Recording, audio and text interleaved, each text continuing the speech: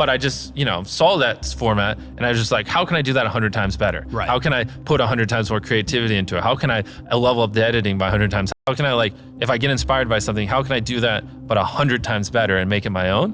Whereas a lot of people are just like, oh, Mr. Beast did that. If they don't click it, they'll wonder, you know, before they go to bed, like, what happened? You know, later in the day when you're daydreaming, you're gonna think like, huh, what happened?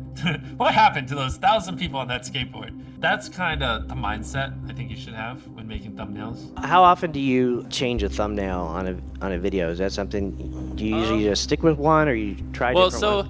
Well, I think we get better at making thumbnails every year. So it's more, when I upload a thumbnail, I usually think it's good and I don't change it most of the time. But what happens is, like, 3 years later, I look back and I'm like, oh, that's a horrible thumbnail. And so it's usually like every 2 years we just go back and update a lot of our older thumbnails just because they're terrible.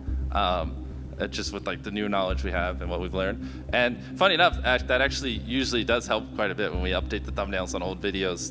They usually do see a little bit of an uptick because they're just, you know, if we take an old thumbnail where it's like seeing if whatever, like 100,000 magics can stop a car, and it just looks terrible. And then with the new stuff, I know we zoom in a little bit so it's a little more visible and make things look better.